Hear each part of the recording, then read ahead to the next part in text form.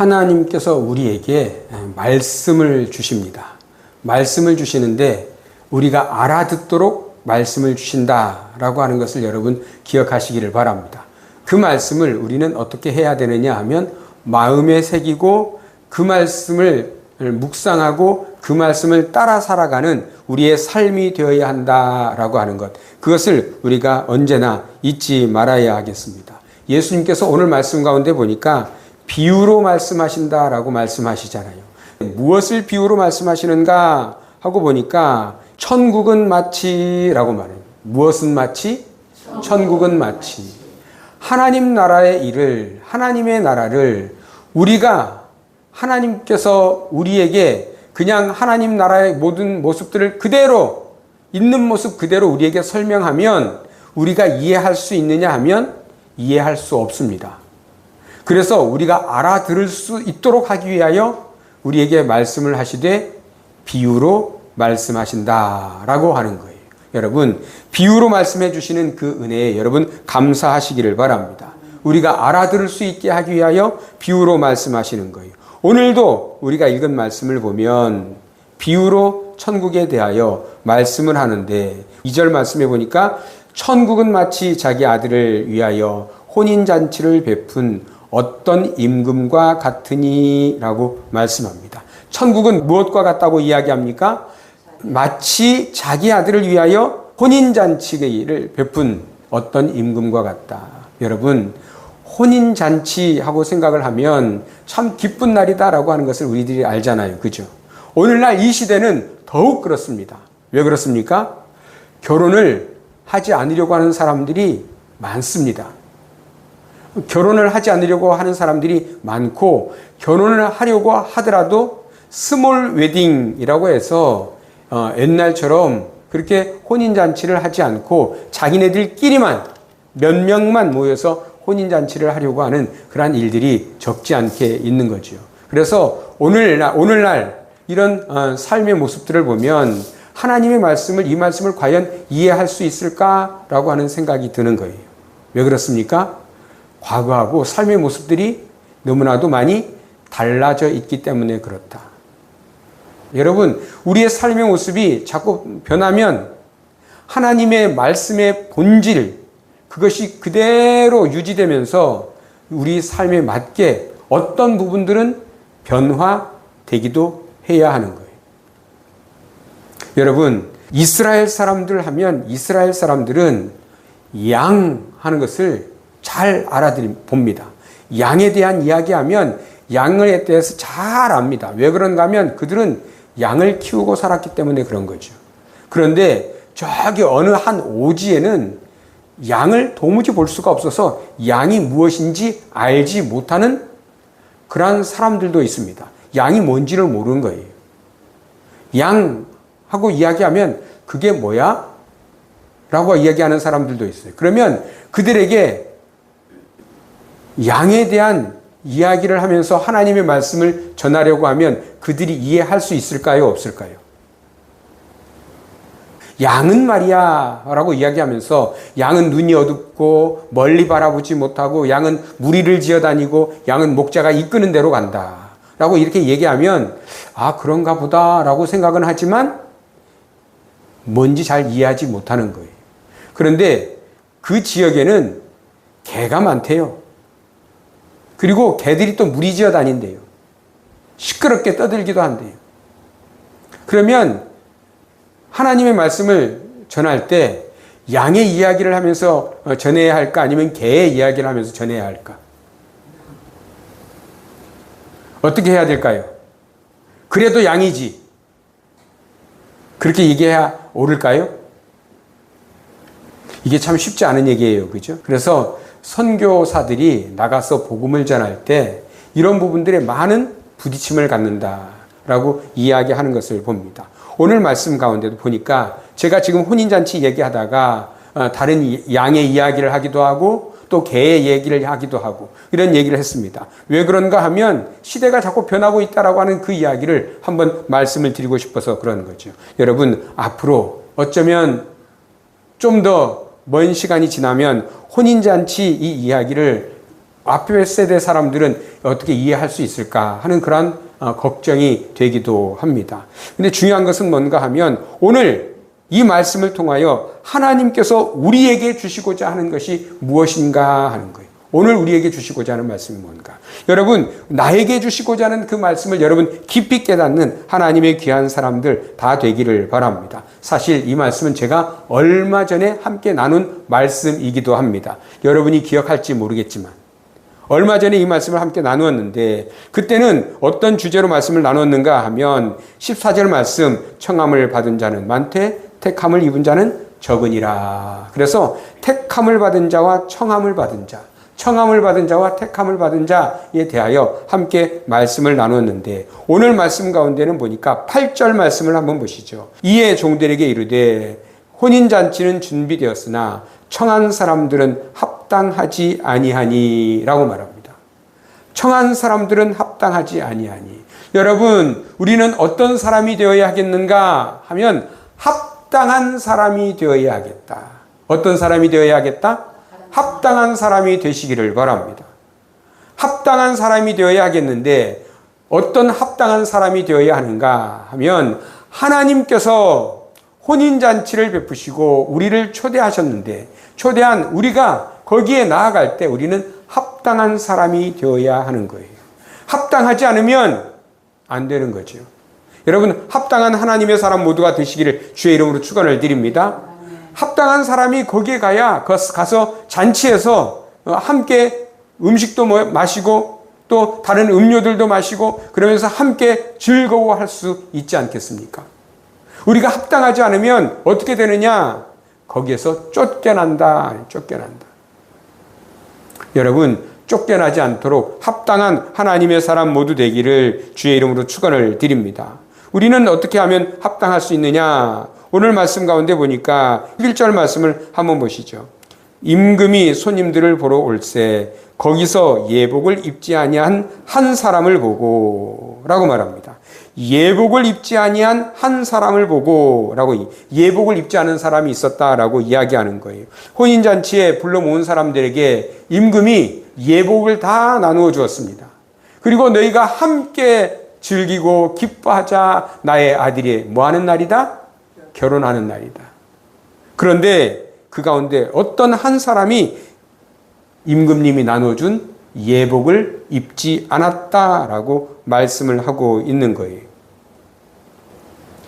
12절 말씀 보니까 이렇게 말하죠. 친구여 어찌하여 예복을 입지 않고 여기 들어왔느냐 하고 물어보니까 뭐라고 대답합니까? 아무 말도 못하거늘. 아무 말도 하지 못했대요. 왜? 예복을 주었는데 입지 않은 거예요. 예복을 주었는데 입지 않은 거예요. 왜 입지 않았을까? 왜 입지 않았을까요? 예복이 작아서 입지 않았을까요? 아니면 예복이 너무 커서 입지 않았을까요? 아니면 예복이 자기 마음에 들지 않아서 입지 않았을까요? 어쩌면 자기 마음에 들지 않아서 꼭 이거 입어야 돼. 내 옷이 더 좋은데? 그러면서 입지 않았을 수도 있습니다. 그러나 중요한 것은 뭔가 하면 임금님은 뭐 했다고요? 예복을 나누어 주었다고요. 그리고 그 자리에 참석한 모든 사람은 그 예복을 입도록 하였다는 거예요. 그러면 내 마음에 들든 들지 않든 어떻게 해야 합니까? 예복을 입어야지요. 입어야 합니다. 입어야 그 자리에 참석할 수가 있는 거예요. 여러분, 예복을 입으시기 바랍니다. 예복을 입어야 합니다. 예복을 입지 않으면 안 되는 거예요. 여러분, 우리 주님 예수 그리스도께서 이제 혼인잔치를 하실 때가 머지 않았습니다. 하나님 아버지께서 혼인잔치를 베푸시고 우리들을 지금 다 불러 모으시고 있습니다. 어떤 방법으로 불러 모으시는가 하면 오늘날 이 시대의 전도자들을 통하여 불러 모으시는 거예요. 예수님 믿으세요? 예수님 믿으세요? 예수님 믿고 천국 갑시다 하는 이 말씀이 그냥 하는 말처럼 들리지만 이 말이 예수님께로 초청하는 거예요. 혼인잔치로 초청하는 것이다. 여러분, 초청하는 이 초청의 말을 듣고 어떻게 해야 합니까? 가야죠. 가야죠. 여러분, 다 가시기를 바랍니다. 다 가야죠. 그죠? 혼인잔치에 가야죠. 혼인잔치에. 혼인잔치에 가야 합니다. 근데 오늘 말씀 가운데 보면 합당하지 않은 사람 어떤 사람이라고요? 예복을 입지 않은 사람. 예복을 입지 않은 사람. 우리는 모두가 다 예복을 입어야 된다. 그러면 그 예복이 무엇일까 하는 것을 우리가 한번 생각해 보아야 합니다. 그 예복이 무엇일까요? 하나님이 바라시는 것이 무엇인가 하는 거예요. 하나님이 바라시는 것이 무엇인가. 그 첫째는 무엇인가 하면 믿음이라는 예복입니다. 무슨 예복이라고요? 믿음. 믿음이 있어야 되는 거예요. 믿음이. 여러분 믿으시기를 바랍니다. 예수께서 그리스도이심을 믿어야 돼요. 이제 머지않아 우리 최금희 성도님이 세례를 받을 거예요. 세례 받기 전에 문답을 합니다. 열심히 공부하고 계시죠? 예. 제가 물어볼 거예요. 그러니까 다른 거 다 대답하지 못해도 한 가지 대답하면 됩니다. 예수님을 믿으십니까? 라고 물어보면 뭐라고 대답해야 되죠? 아멘 하든지 예 하든지 대답해야 돼요. 성경이 몇 권입니까? 몰라도 됩니다. 성경이 몇 권인가 몰라도 상관없어요. 신약은 27권, 구약은 39권. 이건 몰라도 상관없어요. 천국 가는데 아무 지장 없어요. 성경 가운데 가장 긴 성경은 어디일까요? 시편. 몰라도 상관없어요. 우리 교단이 어디입니까? 기독교 대한 성결교회. 몰라도 상관없어요. 몰라도 천국 가는데 아무 지장 없습니다. 그러나 분명하게 알아야 하는 것, 그것은 무엇인가 하면 예수님이 나에게 누구인가 하는 것을 알아야 돼요. 예수님이 나에게 누구인가. 예수님은 그리스도시요 살아계신 하나님의 아들이십니다 라고 하는 이 고백, 이것이 참으로 중요하다라고 하는, 이것이 참으로 중요하다. 이 고백이 있어야 세례를 받을 수가 있습니다. 아무리 성경 내용을 많이 알고 있어도요, 예수님을 믿지 못하면 세례를 베풀 수가 없습니다. 세례가 무엇인가 하면 믿었다고 하는 징표죠. 믿었다고 하는 징표. 여러분, 예수님을 믿는 여러분 되시기를 주의 이름으로 축원드립니다. 우리는 믿는 자가 되어야 한다. 믿으시기 바랍니다. 믿어야 하나님 나라에 갈 수가 있는 거죠. 믿어야 이 땅에서 하나님의 다스리심을 받고 살아갈 수가 있는 거예요. 믿지 않는 사람은 소용없습니다. 아무리 열심히 교회 와서 봉사를 해도 소용없습니다. 아무리 열심을 내서 이것도 하고 저것도 하고 해봐야 소용이 없습니다. 예수님이 그리스도이시라는 것을 믿어야 한다. 여러분 믿으시기를 바랍니다. 그리고 또 하나의 예복은 무엇인가 하면 거룩함의 예복이에요. 거룩함. 성경에 보면 요한계시록에 흰옷 입은 사람들이 나옵니다. 흰옷 입은 사람들이.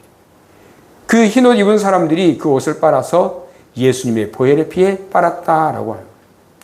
거룩하게 되었다. 거룩하게 되었다. 여러분, 우리는 이 땅 살아가면서 거룩한 하나님의 사람이 되어야 함을 믿으시기를 바랍니다. 여러분, 날마다 여러분의 옷을 우리 주님 예수 그리스도의 피에 빠는 여러분 되시기를 바랍니다. 그래서 우리는 항상 정결해야 합니다. 깨끗해야 합니다. 죄를 지었으면 어떻게 해야 됩니까? 예수님의 보혈의 피로 빨아야 되는 거예요. 어떻게 빨 수 있느냐? 우리 주님 예수 그리스도의 피로 나를 정결케 하옵소서. 나의 죄악을 우리 주님께서 깨끗하게 씻어 주옵소서. 그리고 이렇게 기도하면서 내 죄를 내 입으로 고백해야 되지요. 그래야 우리가 죄를 씻을 수가 있습니다. 그래야 우리가 정결하게 될 수가 있습니다. 우리가 우리의 죄를 인정하지 않으면 깨끗하게 될 수가 없는 거예요. 나의 죄를 자백하고 나의 죄를 용서해달라고 해야 우리가 깨끗하게 될 수가 있는 거죠. 여러분 그렇게 하시는 하나님의 귀한 사람들 다 되기를 주의 이름으로 축원드립니다. 나는 누구인가? 나는 스스로 구원받을 수 없는 사람이라고 하는 것, 그것을 깨닫고 하나님을 의지하여 믿고 또 하나님께서 기뻐하시는 거룩한 삶을 살아가는 하나님의 사람들이 되어야 한다. 여러분, 거룩의 또 다른 이름이 뭐라고요? 거룩. 제가 늘 말씀드리잖아. 뭘까요? 모르시겠죠? 얼마나 감사한지. 또 얘기할 수 있잖아. 구별이란 구별. 세상과 구별되어야 한다. 우리가 세상 속에서 살아가는 것 같지만 우리는 세상에 물들이어서는 안 된다. 우리는 세상과 구별된 삶을 살아야 함을 여러분 믿으시기를 바랍니다. 그래서 세상 사람들과 똑같은 방법으로 생각해서는 안 되고요. 세상 사람들과 똑같이 행동해서는 안 되는 거예요. 우리는 하나님의 자녀답게 하나님의 백성답게 살아가는 하나님의 사람이어야 함을 여러분 믿으시기를 주의 이름으로 축원을 드립니다. 이 앞에 말씀을 보면 혼인잔치에 먼저 초대받았던 사람들이 있잖아요. 먼저 초대받았던 사람들이 있는데 그 사람들은 다 자기 갈 길로 갔습니다. 다 자기 갈 길로 갔는데 어떤 사람은 자기 밭에 일하러 갔고 어떤 사람은 또 자기 사업하러 갔고 또 어떤 사람은 소를 사가지고 소 길들이러 갔고 이랬다고 성경이 기록하고 있거든요. 그러면 내 일에 바쁜 사람은 하나님 나라에 갈 수가 없는 거예요. 내 일에 바쁜 사람은 천국 백성이 될 수가 없습니다. 우리는 우리 일에 바쁜 사람이 아니라 하나님과의 관계를 더 깊이 하는데 힘쓰고 애쓰는 하나님의 사람 다 되기를 주의 이름으로 축원드립니다. 우리가 아무리 바빠도요, 기도할 시간은 있어야 하고요. 내가 아무리 바빠도 하나님 말씀인 성경을 읽을 시간이 있어야 돼요. 그래야 하나님과의 관계를 맺을 수가 있습니다. 관계를. 하나님과 사귈 수가 있다. 여러분, 하나님과 사귈 수 있도록 시간을 만드시기를 바랍니다. 그래서 주님과의 이 관계 점점점 깊어져 가므로 하나님을 더욱 영화롭게 기쁘시게 해드리는 하나님의 복된 사람들 다 되기를 바랍니다. 나중에는 이 사람들은 오고 싶어도 못 오는 거예요. 자기 갈 길로 갔던 사람들은. 여러분, 지금이 중요한 거예요. 지금 하나님께 나의 시간을 내어드리는 훈련들을 자꾸 하시기를 바랍니다. 그래야 나중에도 그럴 수가 있습니다. 지금 뭐 바빠서 안 됩니다. 제가 이것이 바쁘고요, 저것이 바쁘고요, 바빠서 안 됩니다. 저는 지금 바빠서 하나님의 일 못해요. 나중에 좀 한가해지면 그때 하죠. 그러면 때가 늦을 수가 있습니다. 그래서 우리는 어떻게 해야 되는가 하면 지금 조금씩 하나님께 나의 시간을 내어드리는 그러한 훈련을 해야 나중에도 할 수가 있는 거예요. 오늘 여기 나타난 사람들, 바빠서 못 갑니다 했던 사람들, 그 사람들은 못 가잖아요. 그죠? 그래서 우리는 바빠서 못 가는 것이 아니라 바쁘니까 하나님께 기도하고 바쁘니까 하나님의 말씀을 더 읽고 바쁘니까 주님께 더 가까이 나아가기를 힘쓰고 애쓰는 하나님의 귀한 사람들 다 되기를 주의 이름으로 축원을 드립니다. 여러분, 우리는 천국에 어떠한 사람이 되어야 하겠습니까? 천국에 어떤 사람이 되어야 할까? 초청받은 사람, 택함 받은 사람. 아까 제가 말씀드렸는데 오늘은 무엇에 맞춰 설교하겠다라고 8절 말씀에 합당한 사람이 되어야겠다. 여러분, 천국에 합당한 하나님의 사람 다 되시기를 주의 이름으로 축원드립니다. 우리는 천국에 합당해야 되겠다. 그래서 날마다 여러분 자신을 돌아보십시오. 내가 오늘은 천국에 합당한가? 그렇지 못했다고 한다면 천국에 합당하게 하옵소서. 여러분 늘 기도하시고, 그래서 하나님 나라에 가기에 간당간당하게 가는 것이 아니라 믿음으로, 기쁜 마음으로, 감사하는 마음으로 나아가는 하나님의 귀한 사람들 다 되기를 주의 이름으로 축원드립니다. 모든 것이 은혜임을 여러분 깊이 깨달으시고 감사하며 살아가시길 바랍니다. 한 주간도 주님 예수 그리스도 안에서 승리하시고 하나님의 말씀을 사모하는 한 주간 다 되시기를 바랍니다.